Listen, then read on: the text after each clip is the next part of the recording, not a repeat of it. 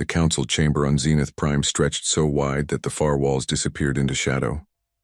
Delegates from 400 species sat in their designated zones. Each section glowed with different colors. The air smelled like ozone and something sweet that nobody could name. Translator devices hummed softly, turning thousands of different sounds into words everyone could understand. Commander Zexthikal stood at the speaker's platform. His scales, once bright blue, had faded to gray. Scars ran across his face and down his arms. Some were from weapons. Others were from things he did not like to remember. He was old now.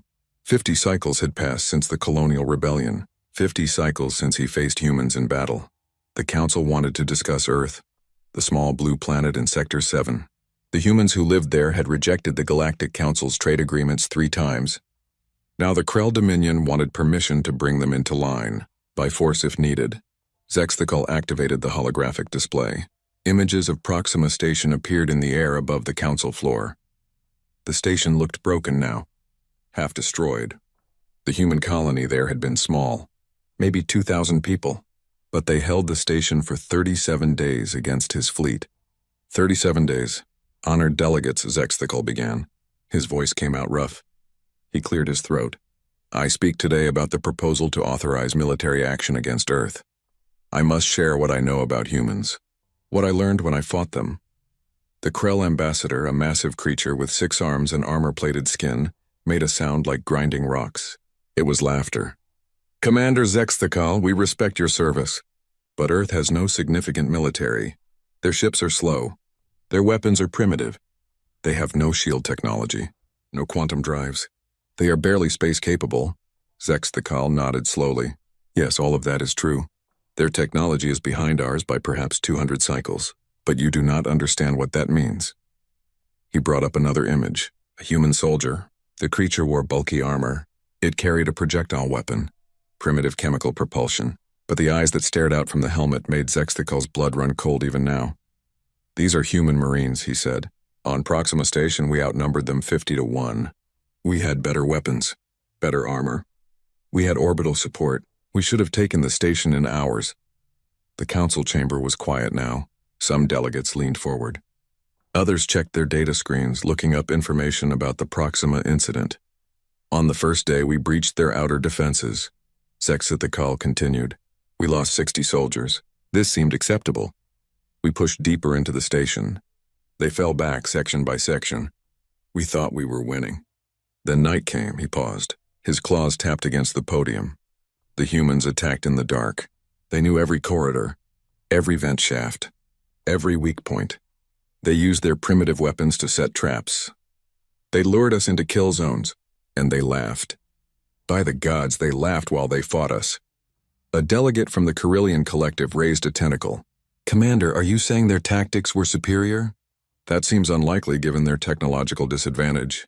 Zexthikal showed his teeth. Not a smile. A grimace. Their tactics were not superior. They were terrifying. When we cornered groups of them, they did not surrender. They fought until every one of them was dead. When we destroyed their ammunition supplies, they made weapons from pieces of the station. When we cut off their water, they kept fighting. When we offered them terms, they responded with a phrase. The hologram changed. Human writing appeared in the air. 3 words, hold the line.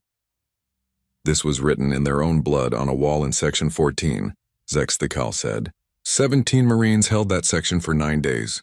9 days. We sent 400 soldiers against them. The Marines had no food, little water. Their armor was damaged. Their weapons were failing, but they held. The chamber was completely silent now. When we finally breached their position, we found 16 bodies. 16 Marines who fought to the last, but they killed 200 of my soldiers. With broken weapons and failing armor, they killed 200 of us. The Krell ambassador shifted in his seat. This is a single incident, Commander. You speak of 2,000 humans on one station. Earth has billions. Surely they cannot all fight like this. Zexthikal pulled up more data. Records from the human homeworld. After the Proxima Station incident, I studied them. I learned their history. Honored delegates, humans have been fighting wars for their entire existence. Their entire history is war. They have had 2 conflicts they call world wars. Do you understand what that means? Wars that covered their entire planet. Millions dead. and they did this twice. He showed images of Earth history, ancient battles, medieval sieges, modern warfare, nuclear explosions. They invented nuclear weapons 70 cycles ago. Then they built enough to destroy their own planet 10 times over. They stood at the edge of extinction and pulled back. But they kept the weapons. They kept preparing for war, always preparing. Ambassador Chen, Earth's representative to the Council, sat quietly in the human delegation zone. She was small compared to most species present. Her hair was gray. She wore a simple suit. She had not spoken during the entire session. Now she met Zexthikal's eyes across the chamber. She did not smile. She did not frown. She simply watched. The Krell ambassador stood. His massive frame towered over the other delegates. Commander Zexthikal, your testimony is noted. But the Krell Dominion has fought in 37 wars. We have conquered 16 species. We are not afraid of humans and their primitive weapons. The Council has heard your warning. Now we ask for authorization to proceed. Votes were cast. Green lights appeared across the chamber. 342 species voted in favor. 50 voted against. 8 abstained. The Council had made its decision. The Krell Dominion was authorized to use military force to bring Earth into compliance with galactic law. Zexthikal gathered his files. He left the Council chamber. His ship was waiting to take him home. He was done. He had tried to warn them. They laughed. They voted. Now they would learn. Ambassador Chen remained in her seat after most delegates had left. Her assistant, a young man named Kim, approached her. "Ambassador, what do we do now?" Chen stood slowly. She gathered her papers. "We go home. We tell the president. And then we prepare. Sans prepare for what?" She looked at him. Her eyes were tired, sad. "For war. The galaxy has voted. The Krell are coming. So we do what humans do. We fight." 3 weeks later, the Krell Fifth Fleet departed from their homeworld. 200 warships. 50,000 soldiers. Their destination was a small mining colony on the edge of human space. A place called New Dublin. The Krell expected to conquer it in a day. Maybe 2 if the humans were stubborn. On his homeworld of Vor, Zexthikal sat in his garden.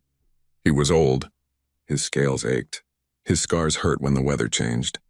He did not want to think about war anymore. He had done his part. He had warned them. But late at night he could not sleep. He kept seeing those words written in blood on the wall of Proxima Station. He wondered if the Krell commanders had studied human history. If they understood what they were really facing. Probably not. The galaxy did not listen to warnings about humans. They saw primitive technology and assumed weakness. They would learn, the hard way, just like he had. The galaxy was about to discover that humans were not warriors. They were something much more dangerous.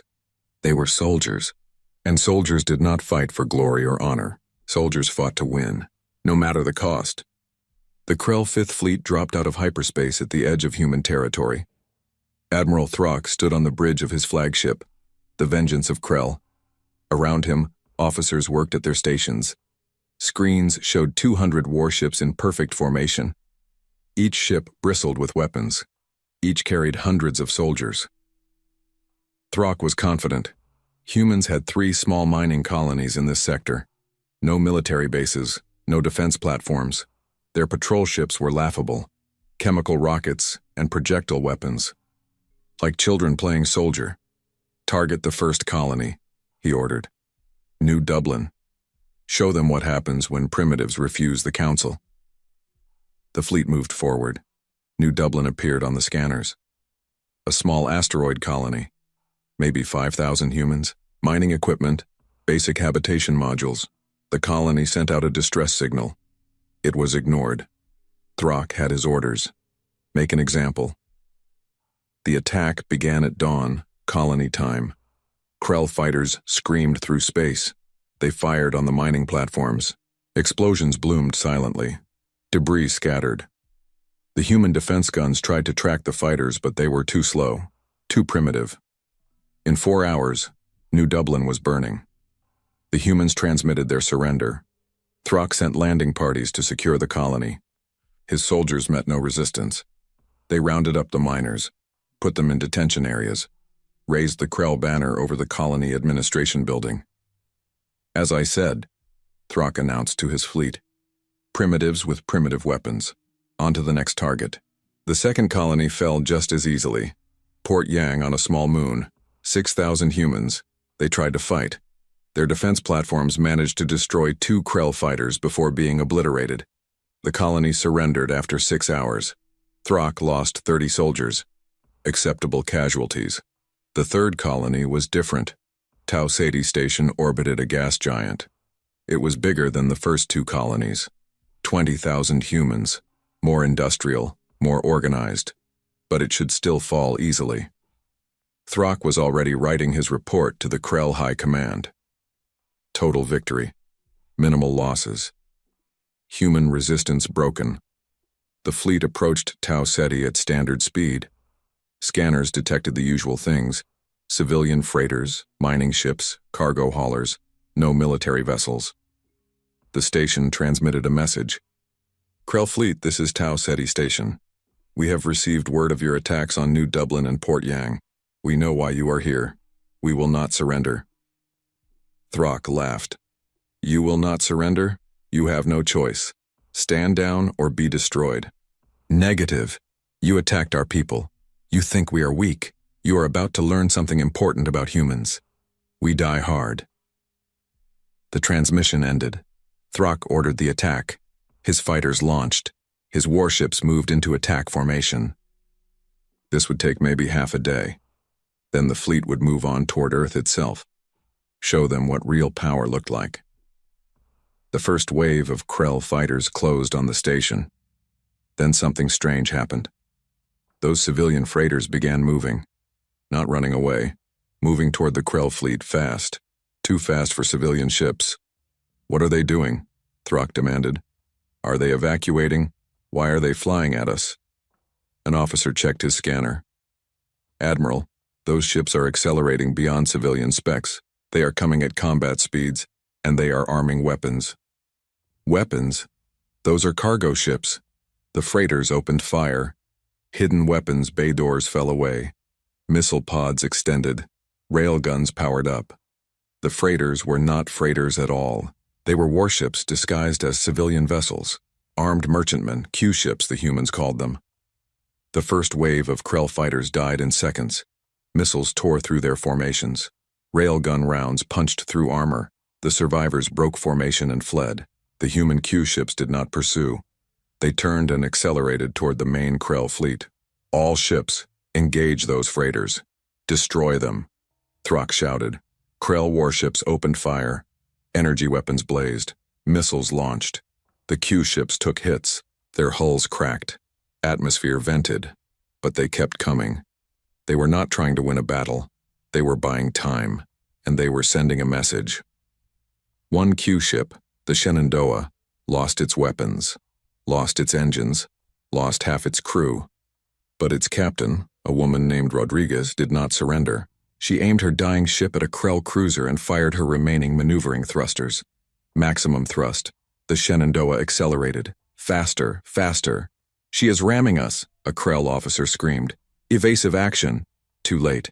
The Shenandoah struck the Krell cruiser at 17 kilometers per second. The explosion could be seen from the station. The Krell cruiser broke in half. Both halves tumbled away, spilling bodies and debris into space. Another Q-ship followed. Then another. The humans were ramming Krell vessels, trading their lives and ships to take out warships worth 100 times more. It was insane. It was terrifying. Thrak watched 3 more of his cruisers die, each one rammed by a burning human ship. The human captains did not try to save themselves.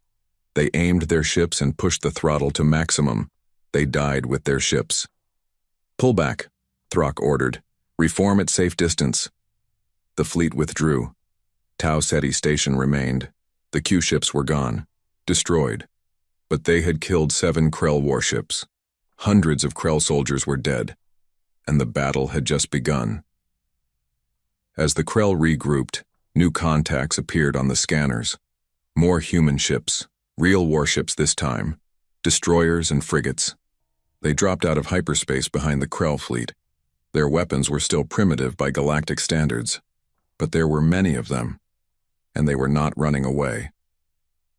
The lead destroyer transmitted a message. The voice was calm, professional. Krell Fleet, this is Destroyer John Paul Jones. You attacked our colonies, you killed our people. Now you face the United Earth Defense Force. We are here to stop you. Surrender or die. Throck could not believe what he was hearing. These humans were outnumbered, outgunned. Their technology was inferior, but they were demanding his surrender, demanding it. Destroy them all, he ordered. The fleets clashed. Krell weapons were more advanced. Krell shields were stronger. But human tactics were different. They did not try to fight ship to ship. They swarmed. Dozens of small ships attacking single large targets. They focused fire, coordinated strikes. When one ship was destroyed, others took its place, and they used their primitive weapons in ways the Krell had never seen. They fired missiles on ballistic trajectories that curved around shields. They used electromagnetic pulses that disrupted sensors. They deployed mines that waited silently until Krell ships passed overhead. The battle lasted 6 hours. When it ended, Tau Ceti Station still stood. The human defense fleet was mostly destroyed. Only 3 destroyers limped away to hyperspace. But the Krell had lost 18 warships. 18. Throck stood on his damaged bridge. One of his arms was broken. Smoke filled the air. Dead officers lay at their stations. He had won. Tau Ceti Station would fall soon. The humans had no more ships to defend it, but this victory had cost him a third of his fleet. His communications officer approached. "Admiral, we are receiving a transmission from the station." "Put it through." A human face appeared on the screen. An older man with gray hair and a scarred face. He wore a military uniform. "Admiral Throck, I am Colonel Hayes, commander of Tau Ceti Station. You wanted this station. Come and take it. We will be waiting." The transmission ended. Throck stared at the empty screen. The humans should be surrendering. They had no fleet left, no hope. But they were challenging him, inviting him to attack. He remembered something now, something he had ignored when the council voted. Commander Zexthikal's warning, the old Vorian veteran talking about Proxima Station, about humans who laughed while they fought, about soldiers who would not surrender. Throck looked at his officers. Many were wounded. All looked shaken. "Send a message to High Command. Tell them we have engaged human forces. Tell them we need reinforcements." "Reinforcements, Admiral?" "But we are winning." Throck looked at the view screen. Tau Ceti Station hung there, silent, waiting. He thought about the human Q ships ramming his cruisers, thought about their captains who chose death over retreat, thought about humans demanding his surrender when they were clearly losing. "Yes," he said quietly, "we are winning, but this will not be the quick war we planned. Send for reinforcements. Tell them to send many ships. Tell them to prepare for a long fight." Across the galaxy, news of the battle reached the Galactic Council. The delegates read the reports. Many dismissed them. So the humans fought hard at one colony. That changed nothing. The Krell were stronger. They would win eventually. It was just taking longer than expected, but some delegates were not so sure. They remembered Zexthikal's testimony. They pulled up human historical data. What they found disturbed them. The humans had a saying, a warning they gave each other throughout their violent history: never start a war with humans. They are too stupid to know when they are beaten. On Earth, in the underground military command center beneath Geneva, General Sarah Okafor watched the tactical displays. Tau Ceti was holding. Barely. Colonel Hayes and his garrison were buying time. Time for Earth to mobilize. Time to prepare. An aide approached. "General, the President wants to know when we can launch our counterattack." Okafor studied the map. The Krell had committed one fleet, 200 ships. Earth intelligence suggested they had 4 more fleets, maybe 5. This was going to be a long war, a terrible war, but humans knew how to fight those. "Tell the President we counterattack in 6 weeks. We need time to position our forces, time to prepare our defenses. The Krell think they are fighting a war of conquest. They are about to learn they started a war of survival. And when humans fight for survival, we do not lose." The aide saluted and left. Okafor returned to the displays. Tau Ceti was still holding. Those brave soldiers were giving Earth the time it needed. She would make sure their sacrifice mattered. She would make sure the Krell regretted ever attacking humanity. The galaxy laughed when Zextikal warned them. They voted to authorize force against Earth. Now the war had begun. And humanity was showing the galaxy something they had never seen before. What it looked like when a species that had survived 2 world wars, nuclear weapons, and countless conflicts decided to fight back. 6 months had passed since the Krell attacked New Dublin. The war that should have ended in weeks was still raging. The Galactic Council met again in emergency session. This time the mood was different. No one was laughing. The council chamber screens displayed the latest casualty reports. The numbers were staggering. The Krell had lost 57 warships. Over 20,000 soldiers were dead. 30,000 more were wounded. And they had only managed to take 4 human colonies. The Krell ambassador stood before the council. He looked different now. His armor was dented. His voice was tired. The Krell Dominion requests additional support from council member states. The human resistance is stronger than anticipated. A delegate from the Carillion Collective activated their speaker. Ambassador, your initial report said this would be a simple policing action. You said humans were primitives with outdated weapons, yet you now request military aid. The Krell ambassador shifted uncomfortably. The humans fight in ways we did not expect. They do not follow standard military doctrine.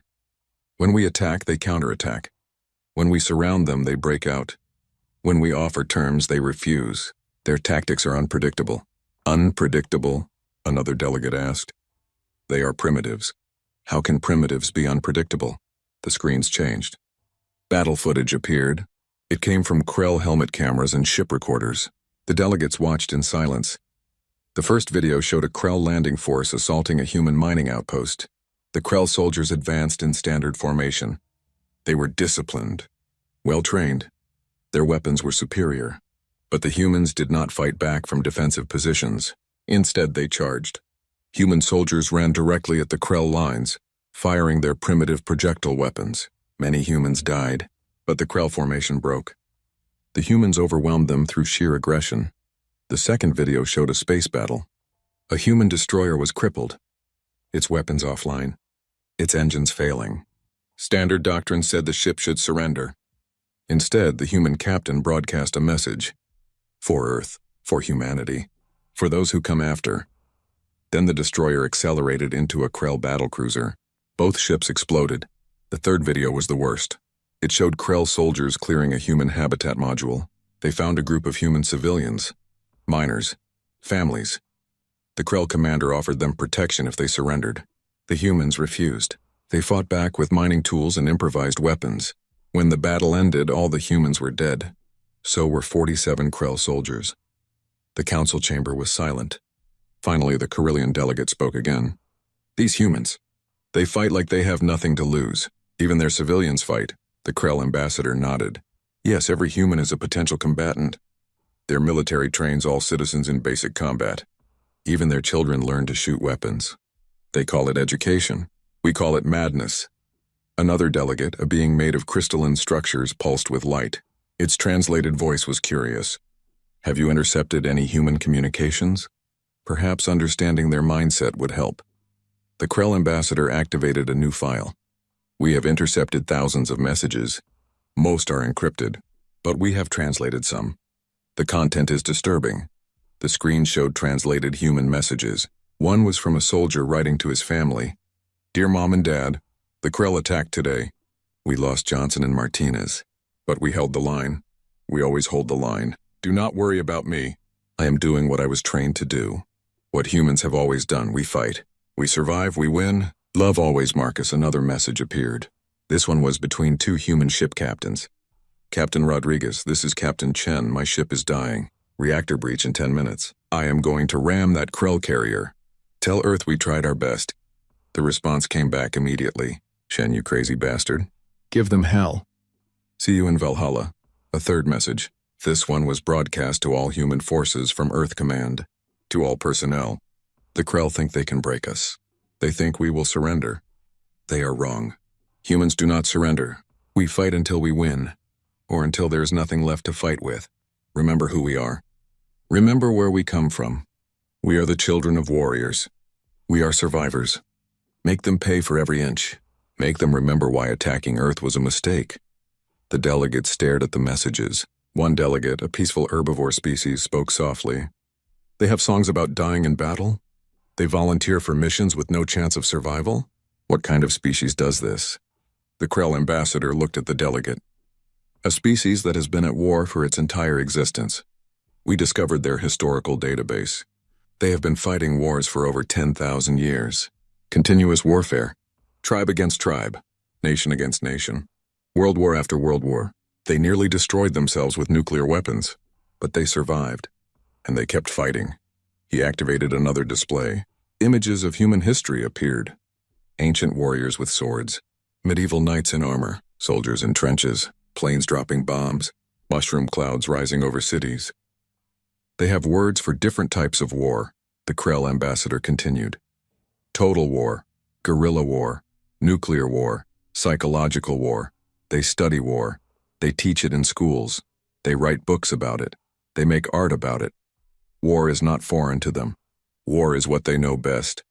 The crystalline delegate pulsed again. But surely their primitive technology limits them. Our weapons are superior. Yes, our weapons are better. But the humans adapt. They study our tactics.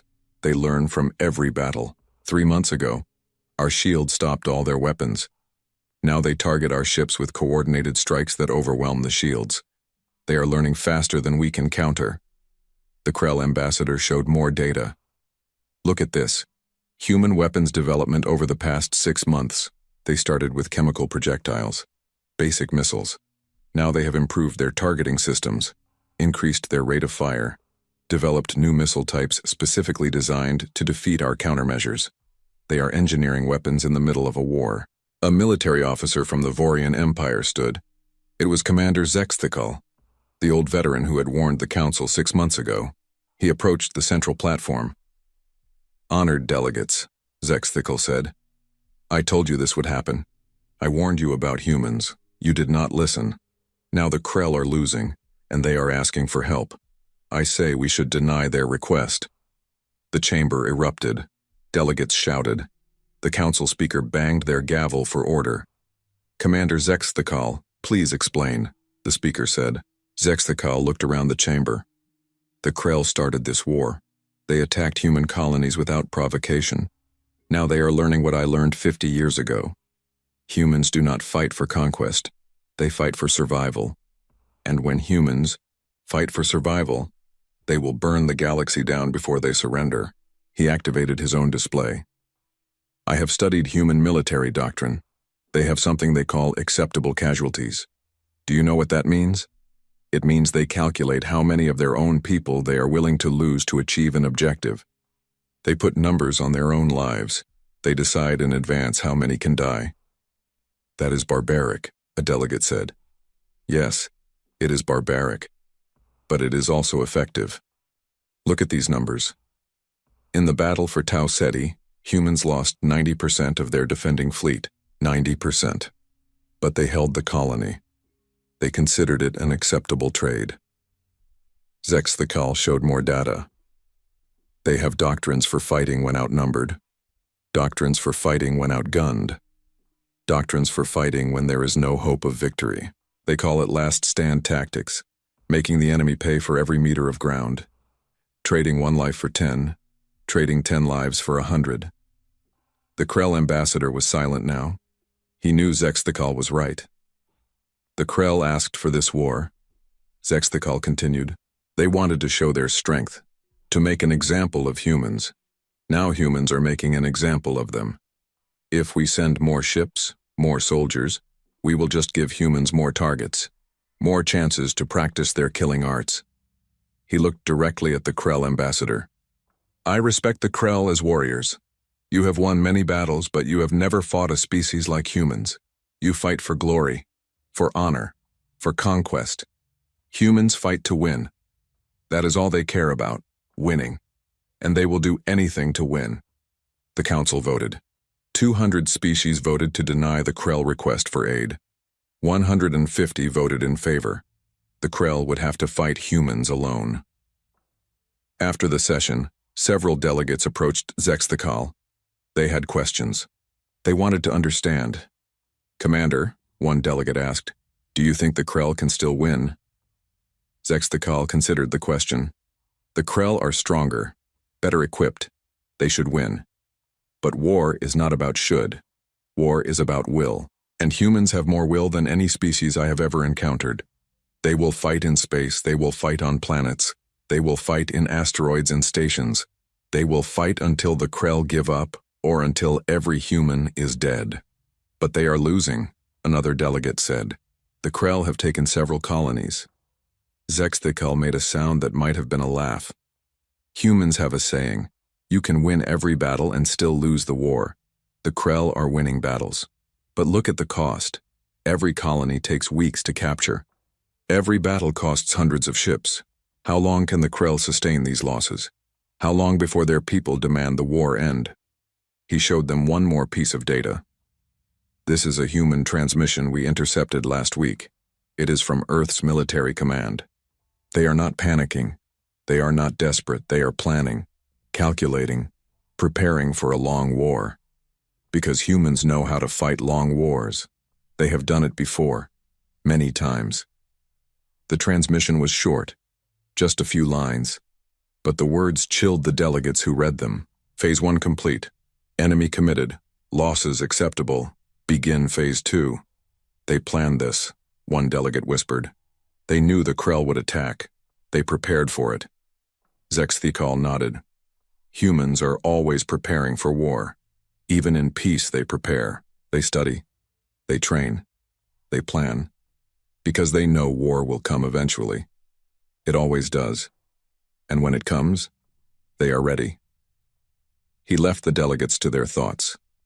He returned to his quarters and poured himself a drink. A strong one. His communicator chimed.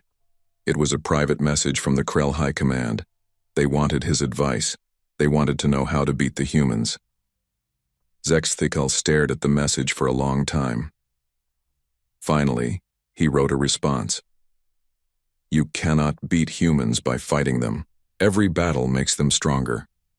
Every loss makes them more determined. The only way to beat humans is to not fight them at all. Seek peace. Offer terms.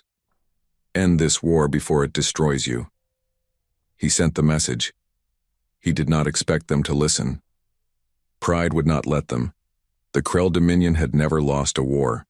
They would not accept defeat from primitives. So the war would continue. The Krell would keep attacking, and humans would keep fighting, until one side broke. Until one side could not continue. Zexthakal finished his drink. He looked out the window at the stars. Somewhere out there, humans and Krell were dying. Ships were burning. Colonies were falling. And the galaxy was learning a lesson it should have learned long ago. Never start a war with a species that considers war their normal state of existence. 1 year, 365 days since the Krell attacked New Dublin. The war that should have lasted weeks was entering its 2nd year. The Krell High Command stood in their war room, staring at tactical displays that showed nothing but red markers. Red for human forces, red for lost Krell ships, red for failed objectives. Admiral Throck was there. He had lost weight. His armor was scarred. His eyes held no more confidence. He pointed at the map. "They have pushed us back to the outer rim. We hold only 3 of the colonies we captured. The rest have been retaken. Human forces now threaten our supply lines." The Krell War Marshal, Supreme Commander of all Krell military forces, studied the display. "How is this possible? Our technology is superior. Our ships are stronger. We have more soldiers." Throck pulled up battle reports. "They adapt faster than we do. When we developed new tactics, they countered within weeks. When we improved our shields, they changed their weapons. They learn from every engagement. Every loss makes them better." He showed footage from a recent battle. Krell forces had set a perfect trap. A human fleet flew directly into it. The Krell activated their ambush, but the humans did not try to escape. They attacked, directly into the trap. They accepted massive casualties to close the distance. Then they unleashed weapons the Krell had never seen before, magnetic pulse bombs that fried ship systems, kinetic kill vehicles that punch through armor, cyber warfare programs that crash navigation computers. The Krell trap had destroyed half the human fleet, but the humans destroyed the entire Krell ambush force. The surviving human ships jumped away, mission accomplished. They knew it was a trap, Throck said. They knew and they attacked anyway, because destroying our ambush force was worth losing half their fleet. They make these calculations, these cold decisions about acceptable losses. Another officer spoke up. Marshal, we have intercepted human broadcasts. They are broadcasting their history, their wars. They want us to know what we are fighting. The war marshal growled. Psychological warfare. Ignore it. Marshal, with respect, we cannot ignore it. The troops have seen these broadcasts. Morale is falling. The soldiers know what humans have done to each other. They know humans survived nuclear war. They know humans have fought for thousands of years. It is affecting combat performance. The war marshal watched one of the human broadcasts. It showed images from Earth history. World War I trenches where millions died. World War II battles across entire continents. Nuclear weapons that could end civilizations. Chemical weapons. Biological weapons. Weapons designed to cause maximum suffering, a human voice narrated. This is what we did to ourselves. This is what we survived. Do you really think you can break us? We have faced extinction and kept fighting. We have burned our own cities and rebuilt them. We have lost millions and continued. You attacked us thinking we were weak. You were wrong. The war marshal shut off the broadcast. Where are they getting this technology? How are they improving so fast? Throck pulled up intelligence reports. They are reverse engineering our technology. Every ship we lose, they study. Every weapon we use, they analyze. But they are not just copying us. They are improving on our designs, making them better, simpler, more effective. He showed examples. Human ships now had shields. Not as good as Krell shields, but functional. Human weapons had been upgraded with energy components. Their missiles now used quantum targeting. All of it based on captured Krell technology. All of it improved through human engineering. They have something they call research and development, Throck continued. During war, they research new weapons while fighting. Most species wait until after a conflict to improve. Humans do it during the battle. The war marshal was quiet for a long moment. Then he asked the question everyone was thinking. Can we win? Throck looked at his commander. Honestly, I do not know. We are stronger, but they are more determined. We have better weapons, but they use theirs better. We have more ships, but they make each ship count. If we continue, this war will last years, maybe decades, and the cost will be enormous. Before the war marshal could respond, alarms sounded. A human fleet had been detected. Not at the front lines here in Krell home space. Somehow impossibly, human ships had penetrated deep into Krell territory. The tactical officer brought up the display. 30 human warships, heading for the Krell homeworld. They will arrive in 6 hours. 6 hours? How did they get past our defenses? Unknown, Marshal. They used jump points we did not know existed. Routes through areas we considered impassable. They must have been scouting for months. The war marshal activated the home defense fleet. 50 warships, more than enough to stop 30 human vessels. But as the Krell fleet moved to intercept, they received a transmission from the human commander. Krell High Command.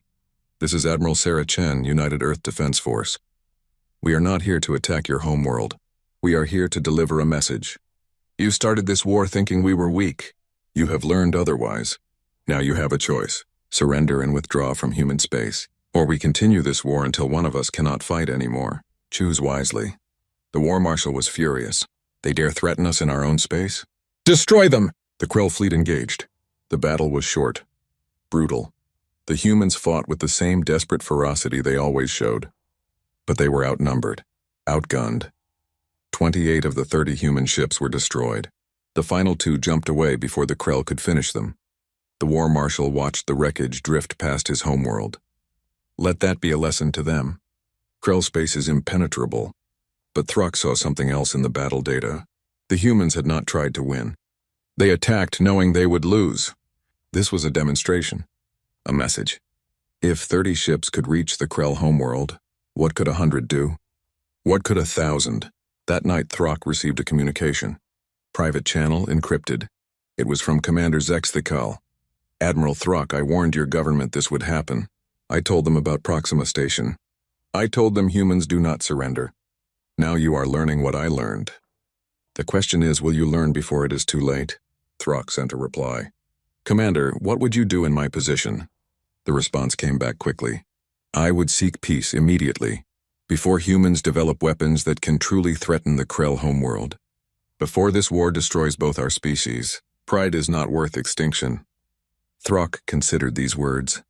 He thought about the past year, the losses, the battles that never seemed to end, the human soldiers who fought to the last breath, the human ships that rammed Krell vessels rather than surrender, the human civilians who picked up weapons and fought. He made a decision. He requested an audience with the War Marshal, a private meeting. What he had to say would not be popular, but it needed to be said. The meeting was brief. The War Marshal listened to Throck's assessment, the casualty projections, the resource calculations, the strategic reality. When Throck finished, the War Marshal was silent for a long time. You are saying we should surrender? The War Marshal asked. I am saying we should seek terms. Call it a strategic withdrawal. Call it a negotiated settlement. Call it whatever lets us save face but end this war. Because if we continue, we will lose. Maybe not today, maybe not this year, but eventually. Humans have time. They have will. They will outlast us. The War Marshal looked at the tactical displays, red markers everywhere, human forces pushing deeper into Krell space. Supply lines stretched, casualties mounting, morale falling. We have never lost a war, the War Marshal said quietly. There is a first time for everything, Throck replied. The question is whether we lose with some dignity or whether we lose everything. 1 week later, the Krell High Command sent a message to Earth. They proposed a ceasefire, negotiations, a return to pre-war borders. The humans took 3 days to respond. When the response came, it was not what the Krell expected. Krell High Command, this is Earth Defense Command. We accept your proposal for negotiations. We will meet at a neutral location. But understand this. You attacked us without provocation. You killed our people. You destroyed our colonies. A return to pre-war status is not sufficient. There will be reparations. There will be treaties. There will be guarantees. And there will be consequences if you ever attack human space again. These are our terms. Accept them or the war continues. The Krell leadership debated for days. Some wanted to reject the terms. Some wanted to continue fighting. But the numbers did not lie. Continuing the war would cost more than accepting human demands. 2 weeks later, Krell and human representatives met on a neutral space station. Commander Zexthikal was there as a mediator, representing the Galactic Council. General Sarah Okafor led the human delegation. She was the same woman who had lost 3 sons in the war. The same woman who had planned the counteroffensive that pushed Krell forces back to their own space. The negotiations lasted 3 days. The Krell agreed to withdraw from all human territory. They agreed to pay reparations. They agreed to a demilitarized zone. They agreed to everything humans demanded. On the final day, General Okafor met privately with Admiral Throck. They stood in an observation room, looking out at the stars. You fought well, Okafor said. Your soldiers were brave. Your tactics were sound. In another war against another enemy, you would have won. Throck looked at the human general. Why did you not push further? You could have invaded Krell space, taken our colonies. Okafor smiled sadly. Because we are not conquerors. We fight to defend ourselves, to protect our people, not to build empires. You started this war. We finished it. Now it is done. Unless you force us to fight again. She turned to leave, then paused. Admiral, I lost 3 sons in this war. Good boys. Brave soldiers. They died holding the line, doing their duty. I will never forgive the Krell for starting this war. But I will not let hate drive me to continue it. Remember that. Remember that humans can make peace as well as war. Throck watched her leave. He understood now. Humans were not monsters. They were not berserkers who only knew violence. They were survivors. They fought when they had to. They made peace when they could. And they never forgot those who forced them to fight. The war was over. The Krell had surrendered. The galaxy had learned its lesson. Never underestimate humans. Never assume primitive technology means weak enemies. Never start a war with a species that has perfected the art of warfare over thousands of years. But the galaxy was about to learn another lesson, one that would make the Krell War seem small by comparison. 2 years after the Krell War ended, the galaxy enjoyed an uneasy peace. Earth had taken its place as a full voting member of the Galactic Council. Human ships patrolled trade routes. Human technology was being studied by dozens of species. Human military doctrine was being taught at war colleges across civilized space. Then the warning came. From the edge of known space. From exploration ships that had ventured too far. From colonies that sent one last desperate message before going silent. The Nexus. A hive mind from beyond the galactic rim. They did not negotiate. They did not communicate. They simply consumed. Worlds, ships, entire species. They swept through space like a plague, absorbing everything in their path. The Galactic Council met in emergency session. 6 species had already fallen to the Nexus. Billions were dead. Panic filled the chamber. Delegates shouted. Some proposed evacuation. Others suggested hiding. The council was falling apart.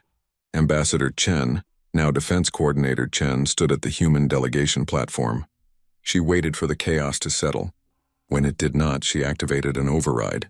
Her voice filled the chamber, cutting through the noise. Honored delegates, the Nexus is coming. Running will not save you.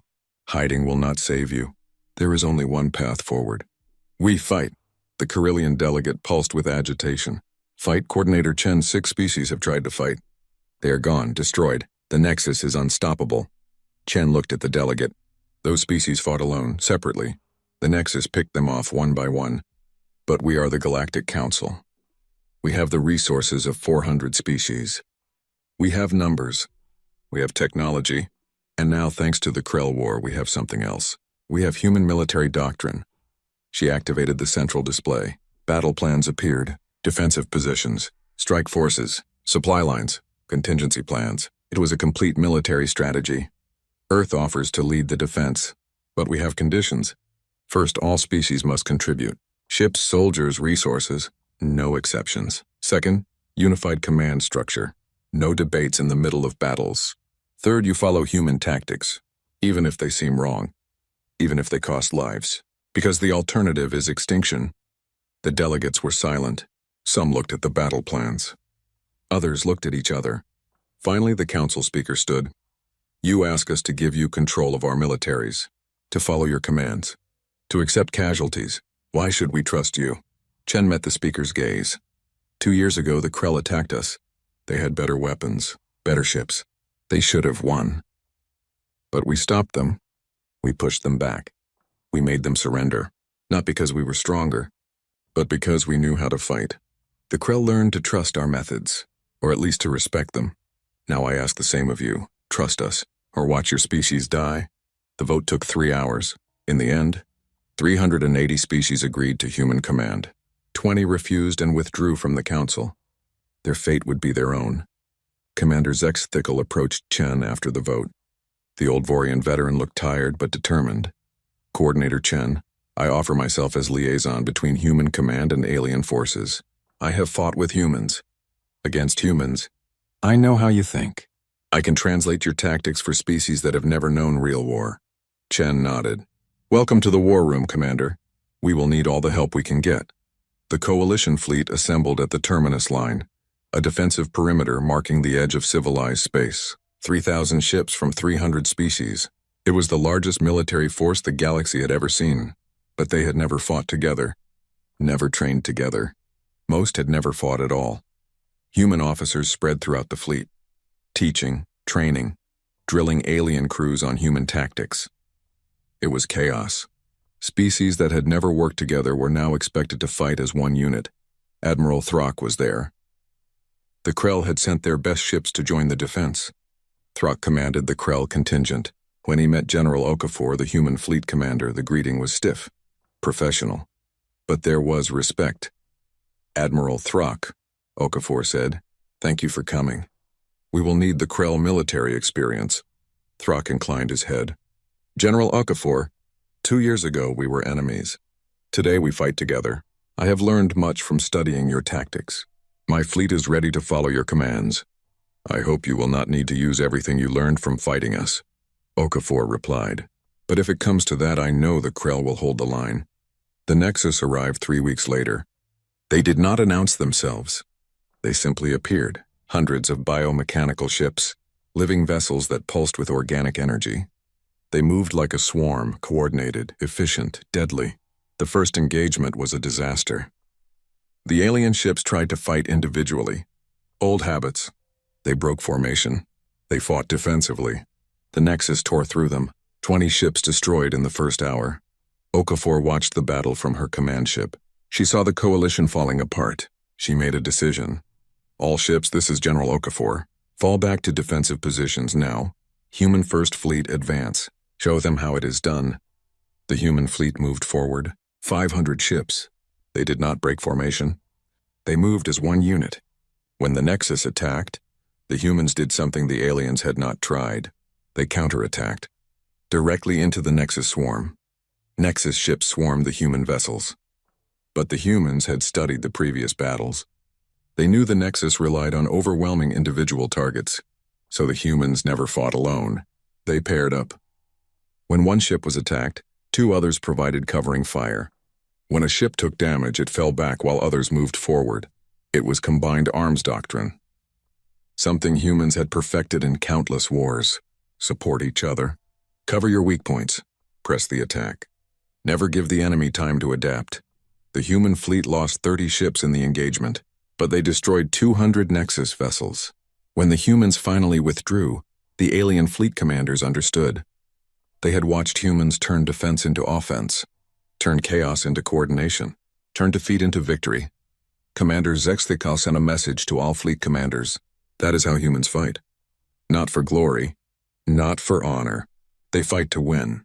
Now you will learn to do the same, or you will die. The next engagement went better. The alien ships followed human tactics. They stayed in formation. They supported each other. They pressed attacks when the humans signaled. It was not perfect. Many ships were lost, but they were learning. The Nexus adapted. Of course they did. Hive minds learned quickly. They changed their formations. They targeted specific ship types. They used new weapons. Every battle they evolved, but humans had faced adaptive enemies before. They had fought wars against thinking opponents for thousands of years. When the Nexus changed tactics, humans changed too.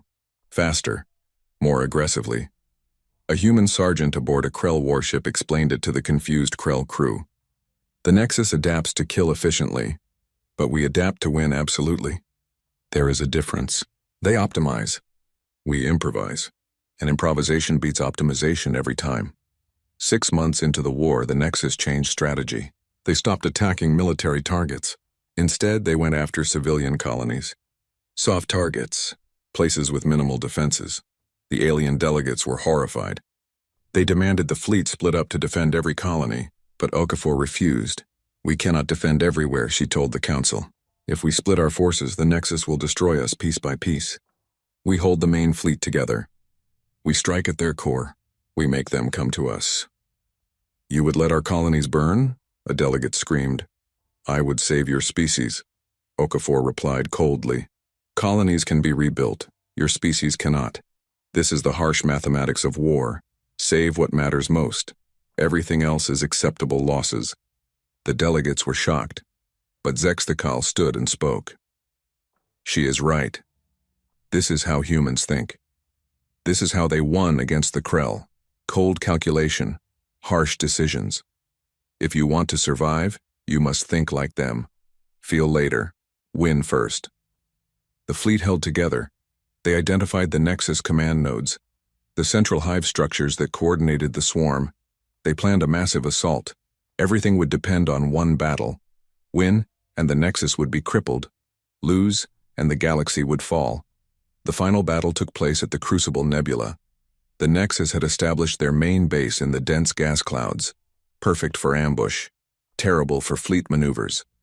The Coalition fleet jumped in. 3,000 ships. The Nexus was waiting. 5,000 bioships. The odds were against the coalition, but Okafor had a plan. "All ships, execute Chaos Protocol," she ordered. The fleet broke formation, ships scattered in every direction. It looked like panic, like a rout. The Nexus pursued, dividing their forces to chase individual targets. This was what they had learned worked against the coalition, but it was a trap. The coalition ships were not fleeing. They were positioning, drawing the Nexus into kill zones, spreading the hive mind thin. Then Okafor gave the second order. "Reform. Target the command nodes. All ships, maximum firepower, now." The scattered fleet reformed instantly. They had practiced this maneuver for months. The alien crews had learned to trust the chaos, to follow human commands even when they made no sense. 3,000 ships focused fire on the Nexus command nodes. The bioships tried to defend, but they were out of position, scattered. The concentrated fire overwhelmed their defenses. The command nodes exploded. The Nexus swarm faltered. Without central coordination, the bioships became confused. They stopped working together, started attacking randomly. The coalition pressed the advantage. They hunted down the leaderless ships. The battle lasted 18 hours. When it ended, the Nexus was broken, their command structure destroyed. Their fleet scattered. The surviving bioships fled back beyond the galactic rim. The coalition had won, but the cost was high. 800 ships lost, 50,000 soldiers dead, 20 colonies destroyed before the Nexus was stopped.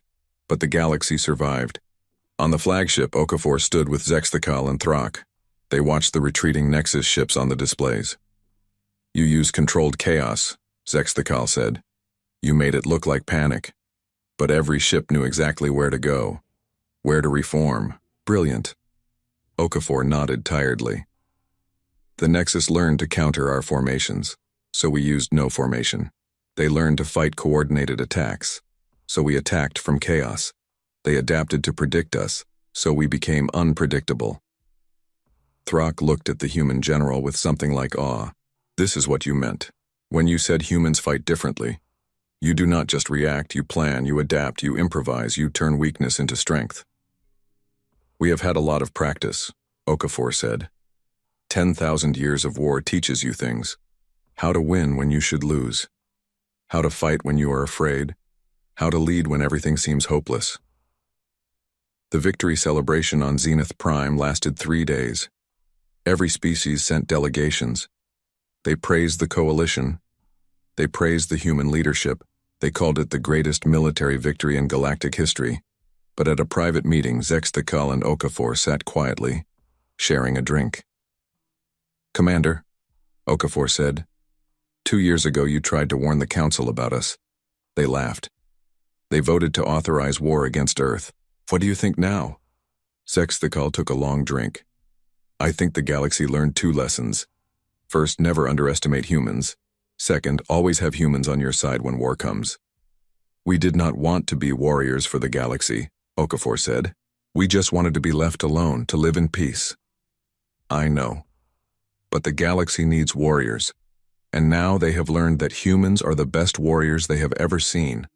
Not because you love war, but because you understand it. Because you have lived with it for so long that it has become part of you." Okafor looked tired. "Old. I lost 3 sons to the Krell War. I lost my husband to the Nexus War. War has taken everything from me. But you are right. War is what humans do best. It is what we have always done. Maybe it is what we will always do." "Then let us hope," Zexthakal said, "that humans also learn to teach peace. Because a species that can make war like you do could build a peace that lasts forever." 6 months later, Earth opened its first galactic military academy. Officers from across the galaxy came to study. They learned human tactics, human strategy, human military history. Zexthakal was appointed as the first headmaster. On opening day, he stood before the first class of students, 200 officers from 50 species. They looked at him expectantly. "Welcome," he said, "to the Earth Military Academy. You are here to learn how to fight, how to lead, how to win. But most importantly, you are here to learn when to fight. Because humans have taught me something important. The best warriors are the ones who only fight when they must, who exhaust every other option first, who understand that victory in war is temporary but the cost is permanent. He activated a display. 3 words appeared. The same words he had seen written in blood on the wall of Proxima Station 50 years ago. Hold the line. This is the human motto, Zexthakal said. 3 simple words, but they contain everything you need to know about human warfare. Hold the line. Do your duty. Protect those behind you. Never give up. Never surrender. Fight until you win, or until there is nothing left to fight with. He looked at the students. The galaxy laughed at humans once. They thought primitive technology meant primitive people. They were wrong. Dead wrong. Now the galaxy prays they never have to fight without humans on their side. You are here to learn from the best. From the species that has perfected war over 10,000 years. Learn well, because someday you will hold the line, and when that day comes, you will remember what humans taught you. The class began. The students learned, and the galaxy became a little bit safer, because now, when threats came, there were warriors who knew how to fight, who understood that war was not about glory or honor. It was about survival, about protecting what mattered. Years later, when Zexthakal was asked what he had learned from humans, he always gave the same answer. I learned that the strongest warriors are not the ones who love war. They are the ones who understand its cost, who fight only when necessary, who never forget that behind every casualty number is someone who will never go home. Humans carry that weight. They bear that burden, and that is what makes them the best soldiers the galaxy has ever seen. The galaxy had learned its lesson, the hard way, just like Zexthakal had tried to warn them. Never laugh at humans, never underestimate them, and always, always remember what happens when you force them to fight.